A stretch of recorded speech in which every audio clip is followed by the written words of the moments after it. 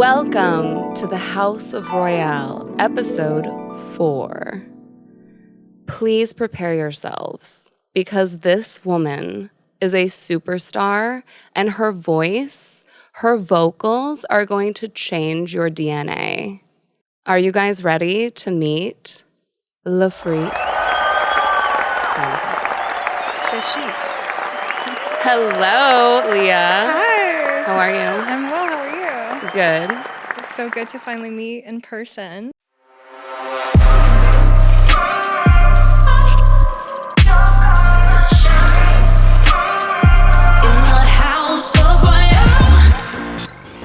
I know. Oh my goodness. We have a mutual musician friend, Nazim. Shout out. Shout out, Nazim. But before we get into that, I have a new little thing, and you are the first to do this with me on the show. Okay. And to all of my legitimate, clairvoyant psychics, do not come for me. It's just for fun. But it says, stay magical as fuck. And it's Badass Bitches Tarot by Cardi B. Wow. Okay. So let's both pull a card from the deck. Okay. Can you read them? Yeah, I don't know what I'm doing. I have the book. Just calm down. There are celebrities. Someone somewhere is getting heated up. Yeah. People will be upset. Okay, so choose a card from the deck. Sound effect.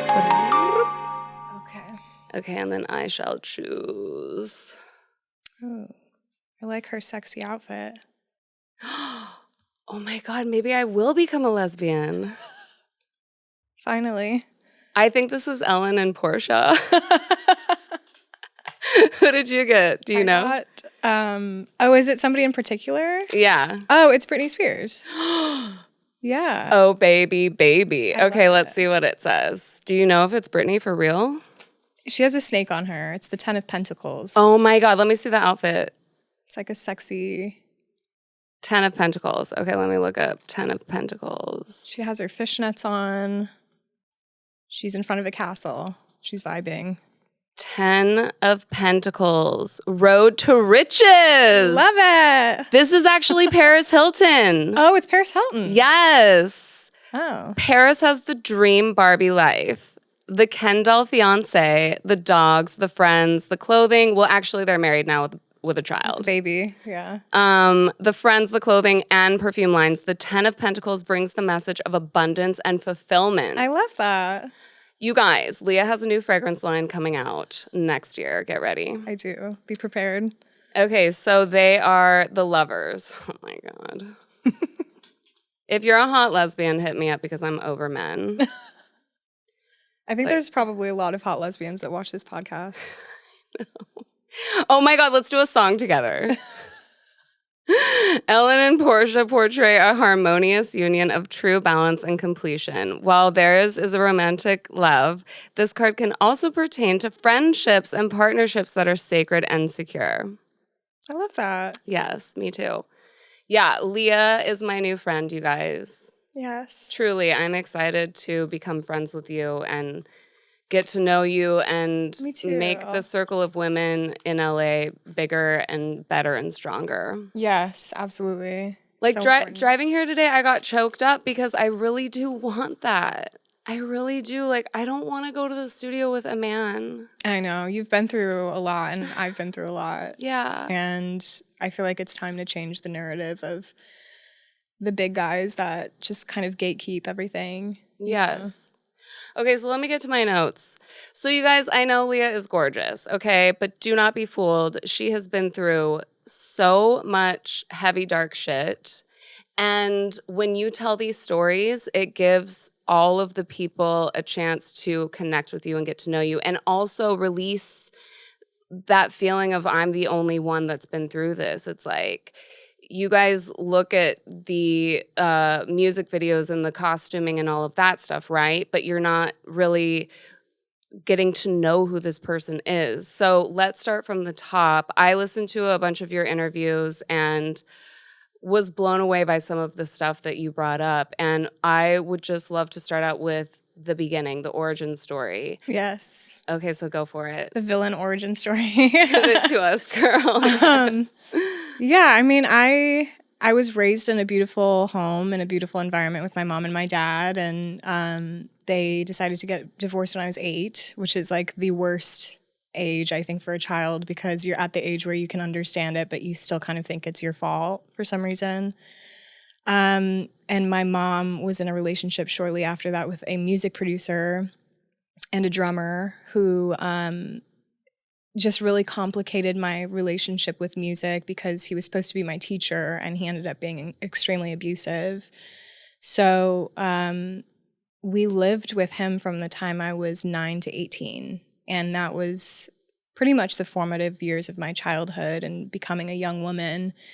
And So when you say abusive, would he critique you or? yes, emotionally and physically, not to me, but to my mom, unfortunately. Okay. And there were many nights where I would wake up and just, I mean, it was like glasses being thrown and she almost died several times. And it was one of those situations where he would buy her makeup to cover up the bruises that he made. Wow. And obviously, I told somebody at school, which got even worse because that person told my dean and they got involved, and it was just a very messy school experience and home experience. And we lived in a music studio that we weren't supposed to be living in. So I had like a very unique upbringing. And So when, just because so many people right now are in abusive relationships, yeah, is the system better now? Like, let's say, because I was in an abusive relationship last year, and the first thing I did instead of calling 911, I called one of my like savage as fuck street friends. it's probably good, honestly. Yeah, and I put her on speaker. Yeah. But he was so wasted that it didn't matter. Yeah. We were just trying to get him out of my apartment. So, like for you going through that situation, like what should a woman do? Do you think the system, obviously, like years ago when you were 8, the system was fucked up. Yeah. Yeah. But now is it better? Like, are there better ways or? I think it's a little bit better. The one thing that I want to tell people is don't be embarrassed. That's a huge, huge thing that prevents women from leaving their situation is that they're embarrassed to tell their family, they're embarrassed to tell their friends.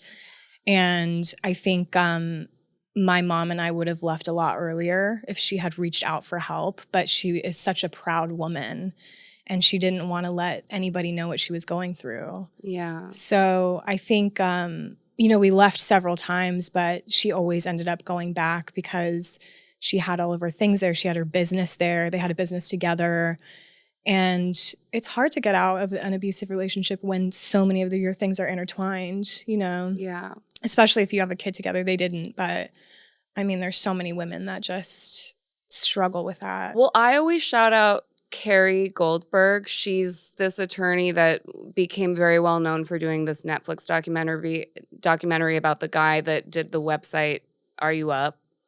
Oh, I saw that. Oh my God. Yeah, so Carrie's the woman that took him down. Wow. And she has an employee, Norma Buster, who we've all been in contact. And so I'm going to tag them at the bottom of this because they handle all different, like the full spectrum. Yeah. Stalkers and harassment and, specifically like image-based abuse, like online and stuff like that. So yeah, like you guys, if you're going through this, like I'm just going to tag all the resources I know personally because it's crazy. It's like, it is scary to reach out. Yeah. Because once you do, and whatever type of authority gets involved, now the guy knows and he could just lose his shit. Yeah. And you don't know how it's going to end up. And that's the scariest thing is like, when the man finds out, you guys need to create a protocol to I don't know, he needs to be put in a cage for like a month. For real. Yeah. I mean, my mom actually ended up helping other women get out after her and who were also being abused. And it became almost like a system, like a checklist of things that you have to do. You have to make sure that he's not home, make sure you bring a male friend with you, like to pick up your stuff. There's things that you can do to make the transition easier, but it's never easy. No, it's not. It's not. Wow. Damn. Okay. So you're in this mindset of like fight or flight Yeah. the whole time. Yeah. And like all you're learning is how to survive and protect yourself and also become an amazing musician. And through all of this, he was kind of narrating how my experience with music should be because he was my music teacher. So it really, for a while, I hated music because it really complicated my relationship with it. And I started gigging professionally at the age of 16. Yeah. And he was my drummer. So it was like nothing I ever did was right. You know, I'm 16 years old standing on this stage in front of all these people working. And then we would get off stage and he would berate me for hitting a wrong note or playing a wrong chord. You know, it's like, how is your relationship with music going to be positive when that's your upbringing? So that was really tough. But it made you so good. It's the pain. It's crazy. It's like, you know, especially like 10, 15, 20 years ago, because my mom ran 3 dance studios. Right. And you're just used to getting screamed at. Like, for me, it was so normal. Like, my mom was a drill sergeant. Yeah. And when at the home life, there was no hugging. There was no talking about school or boys. Like, it was just, like, dissociate. Like, she was my coach. That's tough. So I can relate in a way. Like, she wasn't, like, abusive towards me. But there was really just a lack of like mother-daughter love, you know? So that's crazy. And like it did the same thing to me with dance. Like I loved dance so much. I thought I was going to be a professional dancer. Mm-hmm. And by the time I was 17, I was having panic attacks. Yeah. Because our home life was so fucked up that I couldn't live the lie anymore. Yeah. You know, of showing up and everyone knew who we were, which made it even worse. Yep. So it's just the pressure of like, obviously you're going to show up and win, right? Like we're expecting you to be the best one in the room. Yeah. By the time I was 17, like I remember this convention that we were at and I couldn't even pick up choreography because I was having a fucking panic attack. And then I was teaching and I just didn't want to. As a teacher, I had no patience with the kids. Mm-hmm. Like, I love all of you to death, and I know you guys probably all hate me, but, like, I really do love you guys, but I just wasn't equipped because I was fighting my own demons and unable to teach. That's the problem is that I think sometimes people go into these high positions without being able to fill their own cup, you know, and without handling their own trauma. Yeah. And I think we have similar stories in that way. Yeah. And you also speak a lot about the healing process. Yeah. Like, okay, so sorry to interrupt. So 18 years old? Yes. And I want to say, too, that the one thing that, you know, was constant leaving and going back. And the one thing that finally kind of broke the cycle was that he came for me one night and he called me my mom's name. And I think it was like literally a blackout rage. And she saw that and it was like mama bear, like you do not threaten my child. So that was the thing that really broke the cycle and we never went back. Wow. And so I think sometimes it just takes that one step to realize that it's so wrong.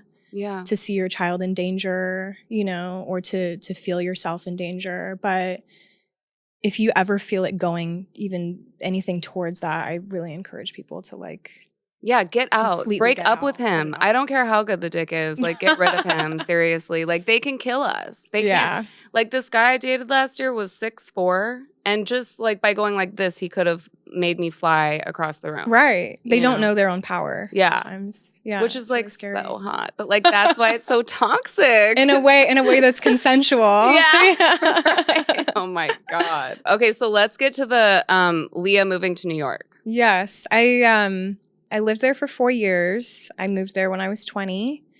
And I just was so unprepared for New York. I romanticized it. I didn't really like LA. I felt like I actually lived here for 1 year between 18 and 20. And I had a bunch of crazy stuff happen then. So I just moved to New York. I wanted Like with men specifically? Yes. Yeah. Like specifically, that was the age where it was like I had every A&R man trying to put their hands on me, tell me who they wanted me to be. It's so weird. It's like the younger you are, the more malleable they think you are. Of course. You know? Because you don't know what you're doing. You haven't had enough life experience. Well, and everyone's a pedophile too. Yeah, it's actually gross. Yeah, it's really weird. So I moved to New York. I wanted to be on my own without my mom. As much as I loved her, I wanted to have my own experience. And I was miserable. Like for a good 4 years, I worked at a bar. I DJ'd. I just did whatever I could to get by. But I was so miserable. And you guys, you want to know why we were miserable? Because Leah and I should have been on a world tour 10 years ago. Exactly. We're waiting for our world tour. What the fuck? It's supposed to happen. Motherfucker.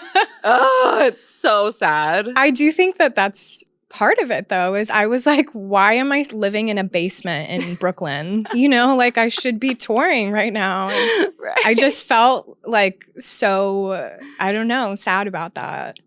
But it took a lot for me to get out. It actually took me dating a guy in Australia who asked me to come out there and potentially move there for me to just be pulled out of this environment that I was in New York and kind of break the spell. Yeah.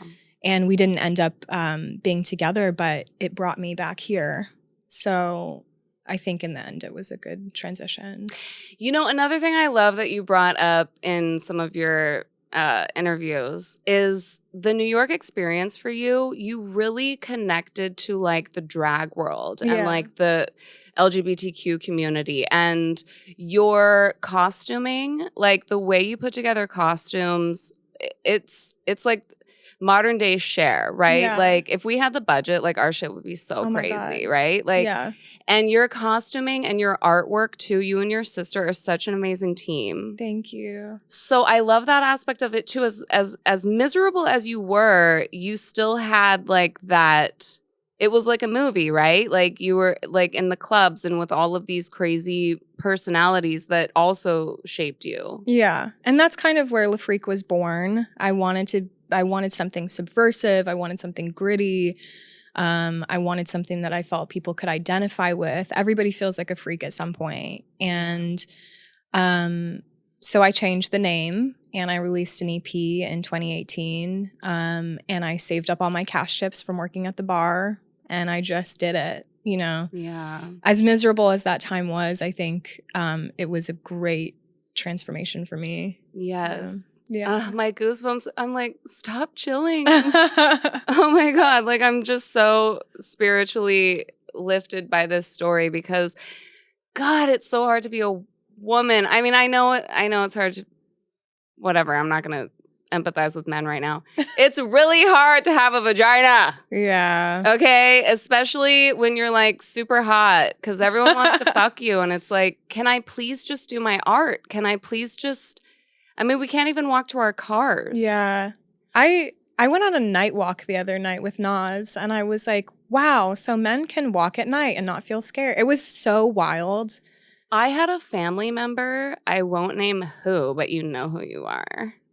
And they told me to stop putting myself in dangerous situations. Oh my God. That's so rough.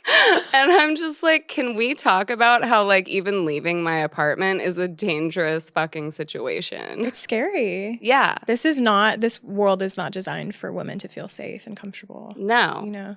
Okay, so let's talk about 19 years old. Is this when you auditioned for the show? I was 24 when I auditioned for the show. Oh, shit. But 19, I was here in LA and I got mixed up with this crowd that introduced me to Timbaland. And I ended up working with Timbaland for a little while.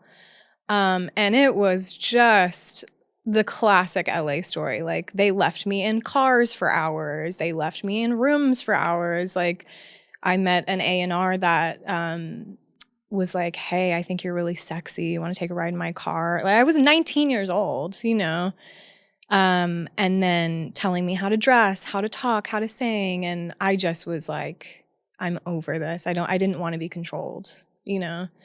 Can I just say something? Because I wanted to soundbite this from my interview with Scarlett, but it just wasn't. It was too crazy the way I said it. But you think to yourself, this is never going to happen to me ever again. Because I'm so much wiser now. Yep. Okay, well, how about this? During lockdown, I'm like, I'm a vampire queen. I know everything. No one can fuck with me. But during lockdown, I was hired to write songs for a kid that went viral on TikTok, but she sounds like Janis Joplin. She's amazing. Oh, yeah. I was in the studio for 3 months with a full band. And in the beginning, I was like, God has saved me. Mm-hmm. This is my dream. Mm-hmm. I can't believe I'm literally getting paid to write songs for this amazing singer with a full band. And then guns, drugs, cartel members. For the TikToker? She was not there yet. She was somewhere else while we were writing songs for her. Oh my God. So she was not there yet. I told everyone that I knew. Yeah. And they were like, you're going to die. Oh my God. Like, you have to quit. You have to get out. And I'm like, but I'm getting paid to write songs with this amazing band. Like, I don't want to effing quit. Yeah. Like, let me just, it'll be fine. And it was not fine. It was not fine. And it was a female engineer that ended up holding a gun to my head. No. Yes. And I never reported it. I'm going to post this as a clip. I never reported it because I didn't want to die. Wow. You know? But even at my age, still being in a situation like that, like, you just think it's never going to happen ever again because I've been through it a million times and I'm never going to let this happen ever again. Yes. And then inevitably it happens in some strange way. Yeah. But I can safely say for all of the artists out there watching who need the money and don't want to quit the job, if you are in a dangerous situation or in a situation where like the head person is trying to fuck you or any of that, just quit. Yeah. Because it's not worth it. It's not. I have learned that the hard way. Yeah. Yeah. I don't want to die. Not yet. Not like that. Not like that. You No. don't want to go out like that. I would prefer like my bathtub and a gorgeous dress. Go out in a like, blaze. Yeah. Like, not a gun. Not a gun. Not a gun. Yeah. Don't ruin my face. So It's actually it's sad because it's happened to like almost every female musician that I know. Not the gun part, but Yeah. something where they're taking advantage drugs of. for sure. Yeah. Yeah. And like, you know, sex workers coming in and out and stuff. Yeah. Which is like whatever, like do you. But like when someone can actually die, like it's a no. You gotta get out. Yeah. No, that's so scary. Whew. Actually, I had a similar experience in COVID too with a guy that was talking about bringing a gun into the studio because I was working with this TikTok kid. Crazy. And it was just, I'm like, he's a TikToker. He's not that I mean, he's important, but it's not like, you know, John Legend or something. But I just was so shocked that the music industry really isn't what people think it is. It's a lot more of a I hustle. love the people on TikTok. Thank you so much for doing this, TikTokers, where they're like, they do an impression of a label and the artist is like, oh, cool. So like, what are you guys going to give me up front? And the label's like, $2 million. Yeah, I saw that. And they're like, oh my God, $2 million. I can't even fathom that much money. And then the label's like, well, actually, we're just fronting you the money. You have to pay it back. Yeah. None of So that is sad. yours, you guys. And Yeah. so many people don't have publishing companies either. Yeah. I talked about this with Scarlett. Like, people don't understand publishing. And you are on every single TV show. Thank you. So you understand publishing, right? I mean, to the point, it's so confusing. Yeah. And I honestly feel like that's something that I would love to do in the future is to maybe have like some kind of conference or something where I can teach women Yes. exactly how it works because the sides, like the masters, the writers, all of that kind of, it's so confusing. Yeah. And it depends on the network too, right? Yeah. Like a certain network might give you a flat rate as opposed to like Yes. a different situation where it's back end or whatever. It is awful. Especially if you're just a writer and you're not an artist. And I want to congratulate all the people that are just writers because they are the heroes of this industry. They don't get paid for like a year and a half, you know?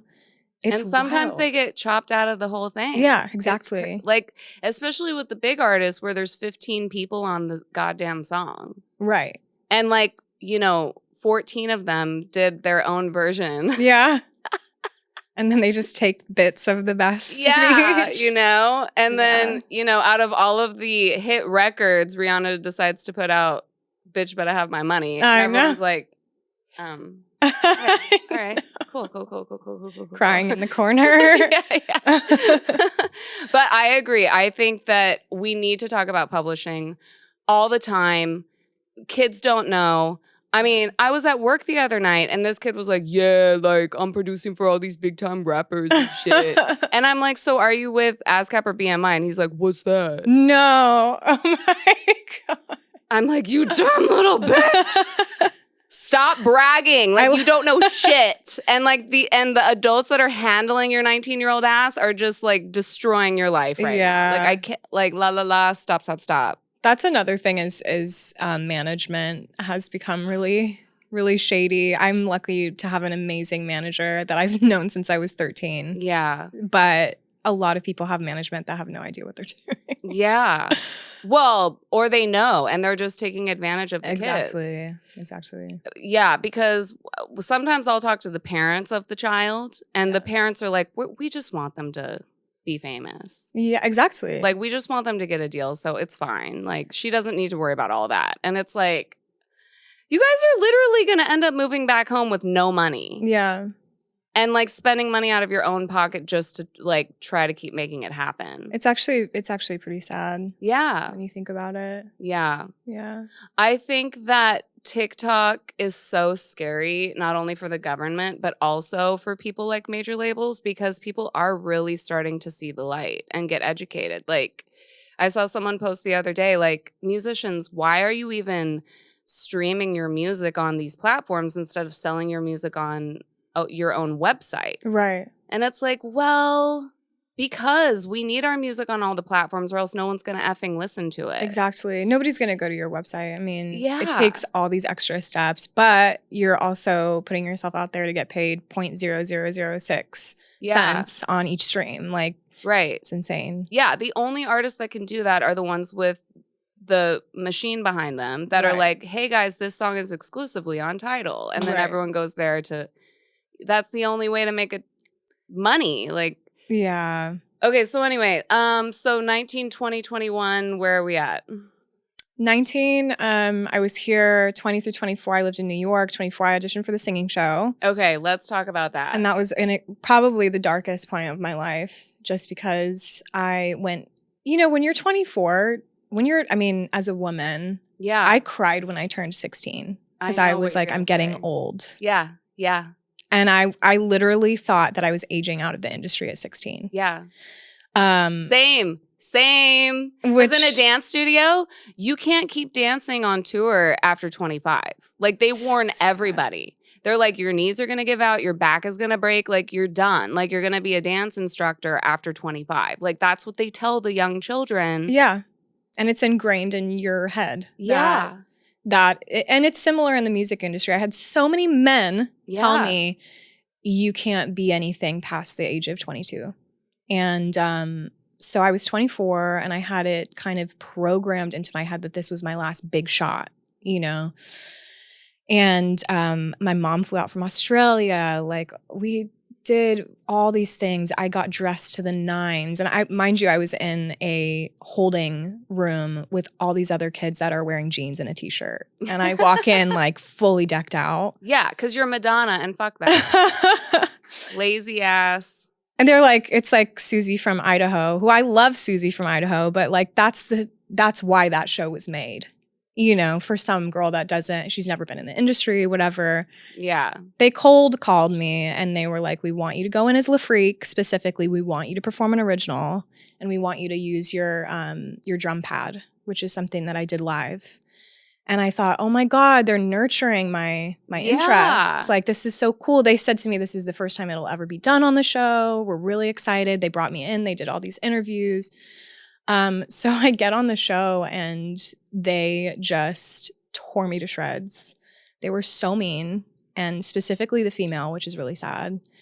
And Do you think they did it on purpose just for drama, to add drama to the show? Well, it was never aired, which is interesting. Oh, wow. Thank God. For 6 months, I was a nervous wreck because they showed me in the promo, but then they never showed my audition. So I was extremely embarrassed, and they kept telling, after they rejected me, I walked out and they made me do 2 exit interviews and they kept me for another 6 hours. And I was crying and trying not to show the camera. And it was just like, it was the lowest point of my life because I was like, I know I should not be here right now. So what was it? Because I know your vocal slayed. I think it was that I was using the drum pad and I did an original and it just wasn't what they wanted. It was too different, I think, for them. And they called it gimmicky. And This woman did. Yes. And that's where my song came from. I released a song about a year later called Gimmick about that experience. But I remember being at my lowest point, and that was like the first time where I was like, do I even want to be here? Yeah. And I literally I couldn't get out of bed. I couldn't eat because I thought that was my last chance to be anything.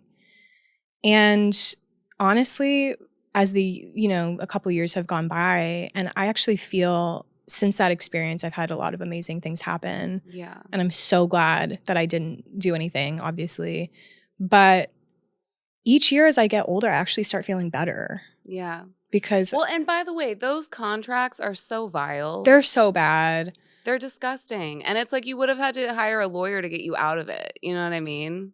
I know. I had a kid that actually with me that got through the audition but decided not to sign the contract and go on the show. Yeah. So I think I just put all this pressure on myself because I was like, I'm getting old, I'm aging out, like this is the last chance. And thank God I didn't make it on the show. Yes.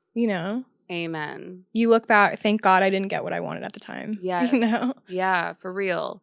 Yeah, and not only that, but I think we are going to come into this era of like a bunch of women on world tours that are not 16. Yes. Because have we not learned anything, people? Like all of the stars that were on tour, 16 to 25 are now in rehab or just have completely lost their effing minds. Yeah. Aside from like Gaga and Madonna, like I feel like most of the child superstars really like it destroys your spirit. Yeah. Well, fame. And Gaga has talked a lot about how she has a lot of trauma. Yeah. Absolutely. Well, because, and here's the thing, when you talk about artists, and I'll include myself because I put myself in the Madonna category too, because I'm a dancer. Mm-hmm. And we get hated on until we blow the fuck up. Yep. 100%. If you had a hit record, everyone would be like, I was a day one fan. Yep. I loved her the whole time. I can't believe it took this long. It's like, it's crazy. Meanwhile, you're out here hustling, struggling, trying to sell your merch, like trying to get people to shows. And I'm like searching on Spotify for dope pop songs, and everyone's in this sad girl pop era, like wearing street style baggy clothing, like the cool shit, whatever. And I'm just like, can I see like costumes and dancers? Like all I got is Todrick. Like, come on, guys.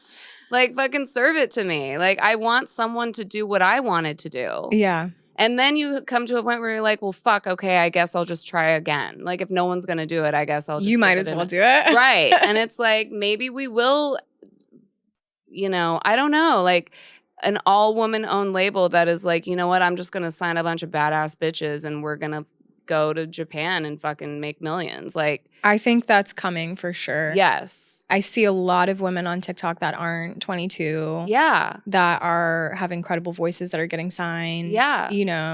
That know how to put on a show. Exactly. And we know how to do wardrobe and hair and makeup and we have dancers and we can help put the production together, okay? Like we know what the fuck we're doing. Like It's happening. We're putting it in the universe. Yes. Bless it. Bless Paris Hilton. Yes. So many women are dying for that too. Yes. They're dying. I mean, it's really sad that these women that make it when they're 18 or 19 are handpicked by really creepy men. Yes. You know? They are. That's the story. It's crazy. Madonna and Gaga and Katy Perry, like, I know that they all have their own labels and stuff, but they should really make it a point to do this. They should. Like, those are the people that have the power to make this stuff happen. 100%. Yeah. Totally. Okay, so after the show, you like find a way to rise from the ashes. Yeah. And so how do we get to Vegas? The pandemic happened shortly. It actually happened like 2 months after I auditioned for that show, and they ended up crowning the winner at home. So also thank God I didn't get what I wanted because that was rough. And I was miserable. I was working as a receptionist in Malibu, and I just didn't know how to I had a really tough breakup. I didn't know what I was doing with my life. And then I got a call to audition to play Amy Winehouse in a show in Las Vegas. And when I got that call, I literally knew this role is mine. Yeah. I knew in my soul because I love her so much. And I auditioned. I went in. I remember so clearly thinking, just have fun. Like, don't think about anything else. Just have fun. And they called me the next morning at 7 a.m. and they said, you're coming to Vegas. And it was one of the best years of my life. It was so fun. I love also, you said in an interview that because a lot of people that know Amy know that when she performed, she was usually like, wasted or on drugs, whatever. But when you portray Amy, you really portray her more on the sober side. Like you're not like falling all over the place or whatever. And I love that. I just saw a show recently where someone portrayed her in the other way. Yeah. And it was it's so really hard. It's really hard. I actually they encouraged me when we were rehearsing for the show to do that. Yeah. And I did that for the first couple weeks. And somebody came up to me, the girlfriend of Jim Morrison in the show. Wow. And she was like, it makes me really sad. And when she said that, I really took a look at how I was portraying her. Yeah. And I try to portray her in the way where she is just that fierce badass that didn't take shit. Like, I love that side of Amy. Mm-hmm. Everybody loves that side of Amy. So it's a joy to portray her in that way because I can be quite shy. And she's kind of like this magnanimous personality. Yeah. You know? Well, you're not shy on stage. No, not on stage. That's for sure. Yeah. Okay, so the show is called 27. Yeah. You guys, please just like find clips of it on YouTube, like watch it. Oh, the Instagram. Like it's so cool just to see you guys perform and be all these characters. There's Kurt Cobain. Who else is on the show? Jimi Hendrix, who Nas played. Jimi Hendrix. Janis Joplin. Yes. And it started with Robert Johnson. Adi, yeah. Adi. Okay. She's incredible. Yes. And Janis was also played by Tita Hutchison and Jim Morrison. Amazing. Yeah. Yeah. It's a great show, great concept. And it played for about 9 months at the Virgin Hotel in Vegas. Amazing. Yeah. And then, so from there, you and Nas kind of started this band called Mojo Juju. Check it out. Yes. The show ended pretty quickly in December of 2021. And Nas and I, he was the only person out of the whole cast of 11 of us that had actually moved to Las Vegas for the show. And he was like, I don't know what I'm going to do. And I said, let's do something. Yeah. And so we started playing together in this band Mojo Juju. And we now play 2 to 3 times a week in Vegas, which is really fun. And I saw you guys played for Anderson .Paak. Is that yes? Real? Oh my God. Or what? Yes, it was Anderson .Paak. Yes. That's insane. So what other celebrities? Like, I'm sure we've had a lot of country people come in. Okay, that's cool. Somebody from Journey was there the other night. Go Journey. Yeah, it's actually wild. It's a really cool speakeasy, like kind of sexy place in Vegas. So you never know who's going to be in there. Nice. But it has really healed me in a lot of ways I wasn't expecting. It's a little bit more rock than anything I've ever done, and I wasn't raised on rock. I've you know, started to discover these songs for the first time in my life. And What kind of songs do you guys sing? we're doing like AC/DC, like Led Nice. Zeppelin, Blondie, all kinds of really cool like 60s, 70s rock. And it's kind of reignited this passion for that very, you know, female kind of dominant rock star. you know? Yes. Yeah.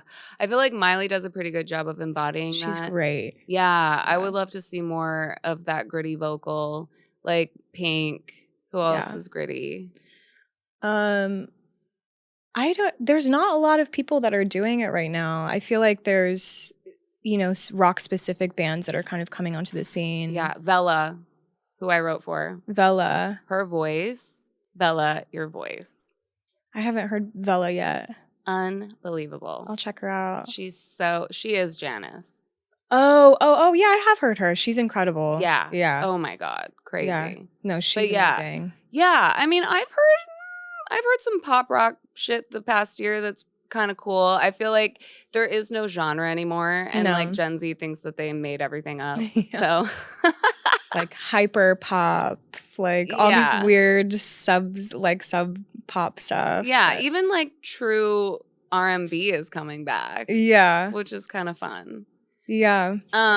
So yeah, your voice is effing believable. Thank you. It's so good. Like, it's so good. Your runs are just clean, Thank you. snappy in pocket. Like, you have the grit. You like your upper register is insane. Thank you. When did you always have that voice? Did you grow into your voice or what?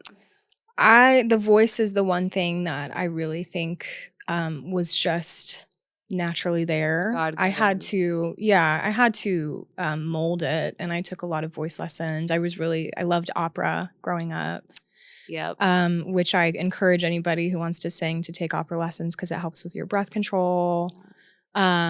But it really just was so natural, and that's why I just feel so passionate about it. I'm like, it's the one thing in my life I've never had to really control. Yeah. You know? Yeah. Yeah. You guys, you have to watch Leah on TikTok. What's your TikTok? It's LaFreak, LFREAQ. Yeah, LaFreak. The Broadway show tune Oh, yeah. stuff. It's so cool what Thank you're doing. you. Yeah, I love that. What else? Oh yeah, how many female producers do you know? I know a few female producers. Actually, I had one in New York that really helped me learn how to produce. Her name is I Am Snow Angel. She's really cool. She helped me learn Ableton. There's a couple. Is that what you're using now? Yes. Okay. But I actually use Logic to record my vocals. Okay. But there's something about Ableton that's so fun to produce in. Yeah, everyone tells me. See, lockdown, I started with Pro Tools because the producer I was working with just plopped it onto my laptop and he was like, nope, this only. I actually have never used Pro Tools. Yeah, I mean, it's not that difficult, but Yeah. I just don't want to do it because it looks so ugly and I'm not interested. Ableton isn't the most pleasing. It looks like a video game, which is actually kind of fun. Yeah. But I actually started working with this female producer, Rachel Collier, who is from Wales, and she has an amazing Ableton course with another female, Mary Spender. Okay. So if there's any females out there that want to learn production, I really encourage this production course. I do. Is it online? It is. Okay. I think you can just type in Mary Spender, Rachel Collier, Ableton course. Okay, we'll Yeah. put the link at the bottom. Yeah. Yeah, I just need to find my rainbows and unicorns, like a fun way to sit down and be like, okay, I'm excited to do this because I'm severe ADHD and I don't want to sit down. I really think if you got the basics of Ableton, you could have a lot of fun with it. Yeah. Well, I just want to start out with stacking vocals because that's what I was doing with Pro Tools and I can do that. Yeah. But there's no interest there. Yeah. No, I get it. Yeah. There have been so many times where I sit down and I try to make a song from scratch, try to produce by myself. Yeah. And I just cannot do it. And sometimes I even tell myself okay, your purpose in this earth is to sing. Why are you forcing yourself to be a producer and this badass female that can do everything. You don't want to be a jack of all trades, you know? It's so that. Yeah. It's so shitty. Yeah. Because the only way out is for us to learn. Yeah, exactly. But, you know, it's like if you're stuck in a forest, the only way out is to find a way out. Yeah. So, girls, we just have to do it, y'all. Yeah. I was stuck for a really long time because I had to literally rely on men to produce songs for me. Yes. And so I'm like, there was between 2018 and 2021, I didn't release anything. Yeah. Because I had been working with this producer and he just ghosted me. And that happens all the time, you know? Luckily now I'm working with some amazing guys, but you know, they probably ghost because you're just a star and it's so annoying for them. yeah. They also don't like to take accountability sometimes. Yeah. Well, yeah. Or like notes. Yeah. Or like, we need to change this whole thing. Exactly. This is not the right vibe, da da da da da. And then they're just like, you have a vagina. Why the fuck are you even speaking to me like that? Like, dude, I cannot tell you the amount of times when I've been texting my mom in a session and I'm like, I've been looking at the back of this producer's head for 4 hours. oh God. I'm so tired. I want to go home. You know? Yeah. It's just, it can be, I mean, it can ruin your artistry. Exactly. 100%. Exactly. Yeah. Yeah. Yeah, it's like in the 90s, everyone was on drugs. So it's like, I feel like it was so different. Yeah. You know, like we had like Ani DeFranco and like Fiona Apple and like Tori Amos. And like, ladies, please tell us how your experience was in the studio because I'm sure it was way different than it is now. Yeah. Yeah, it's just a different vibe these days. And like, it just is what it is. Women need to produce. Period. 100%. You know, the theme song for House of Royale was produced by a 25-year-old woman named Kendra, the Duchess. That's awesome. And she was a student at Icon Collective. And I heard a rumor that you're now signed to Monster Cat. So congratulations. That's awesome. But yeah, I mean, yeah. That's important. Like, yeah, I was blown away. Yeah. Blown away. I'd like to work with more female producers. I'm working with Rachel Collier on a remix right now, but I want to make an original project that is in collaboration with a woman. Yeah, you know? even if it's under an alias, me Yeah. too. Like I want to do fun. There's this girl that just came out with a track and Todrick saw it because everyone was tagging him. Mhm. And she's, you know, doesn't have a following yet, but she produced it herself. And, you know, like walk in the club like a Hollywood star. Like, and it's just like her talking. Yeah. And it's so hot. And Todrick loved it. And I'm like, God, no pressure. Just 4 on the floor, like talkie, girl power shit. There's a lot of tracks like that I've seen on TikTok blow up, you know. Well, send them to me because Yeah. I need to make a playlist. But I also want to do a couple songs like that with some girls. Yeah. You know? Totally. And just put it under an alias and like for TikTok 100%. and see how it does. Like, you know? Totally. I have a project, sync project coming out called Lil Kiwi that is very that. Yeah. And it was actually fun to just be a different persona for a bit. Yeah. you know? Like no pressure. Give the girls something fun to dance to. Yeah. Okay, so in my notes, let's do LGBTQ for the last 5 minutes. Yes. So like I know for me, God, I've made out with plenty of girls. I'm one of those annoying, like all the lesbians will look at me and be like, you're just an annoying, like cis straight girl that is curious. Yeah. And it's like, no, like I am so bi, I swear. Like, and it's so hard to like jump into like a title or like just pronouns or whatever that is. It's like, I think everyone's gay. Like, you know, It's definitely a spectrum for sure. yeah, like women are attracted to other women. It's fine. Like men love to get their eaten out. It's fine. Like you're not gay, you guys. I have definitely put a few in multiple men's asses and they happen to love it. And they still just want pussy. So They're still alive to tell the tale. yeah. So like, what is it? Like, because I know you've been very candid about, you know, being bi and like being in the LGBTQ community. Why is it so weird for everyone?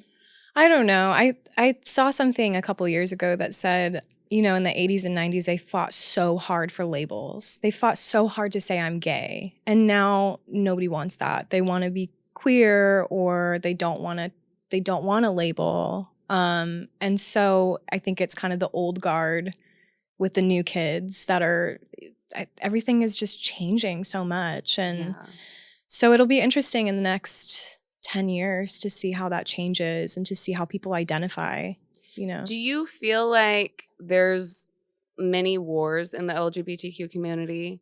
Because I see that there's a lot of drama between like the gay guys and the lesbians. Like it just seems like a yard fight. It's really weird and sad to me because it's supposed to be one giant happy celebration of who you are. And we have come very far. We are obviously, like, all of this stuff happening with them banning drag queens from reading children's books. Like, I cannot believe we're sliding that far backwards, but we have come very far. Yeah.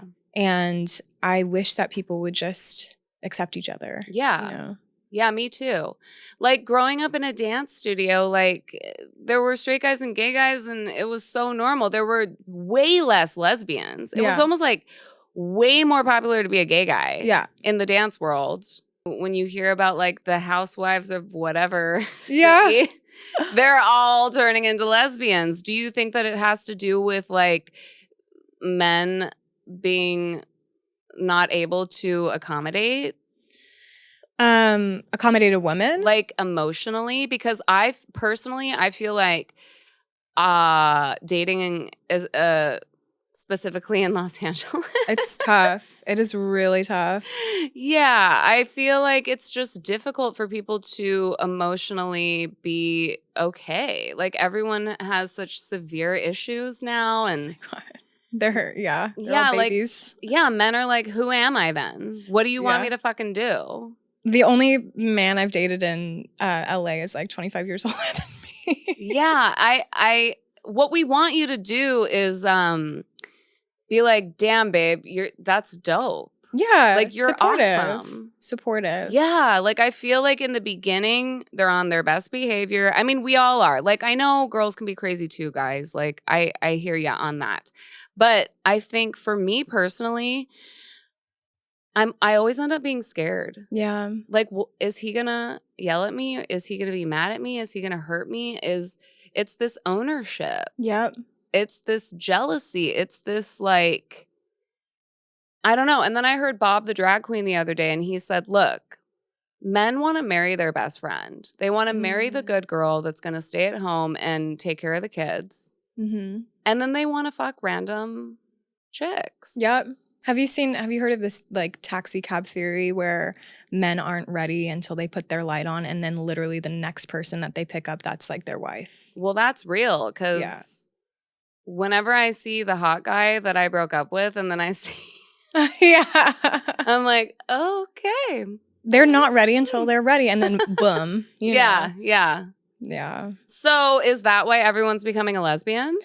I don't know. I think that there's definitely it's such a complex thing to be gay or to be lesbian or bi. Like, I think some of it is environmental. I think some of it is just the way that you're born. Yeah. But I remember being young and being like, why am I looking at that girl and thinking that she's really pretty, like in a different way? Yeah. You know?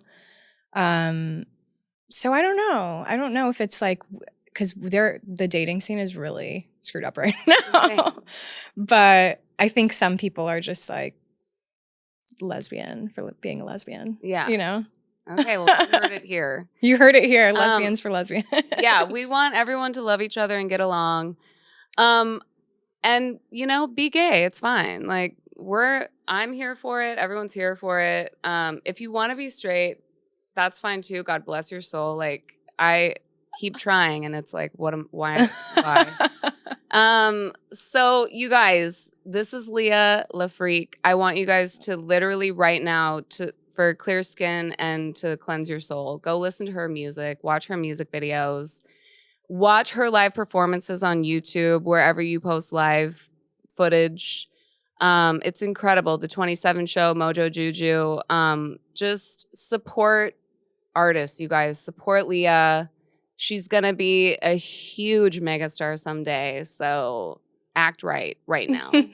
Okay? Thanks, Rochelle. I love what you're doing with this show and supporting women. I think it's amazing. Thank you. Well, you're amazing. Thank you so much for joining us for episode 4 of House of Royale.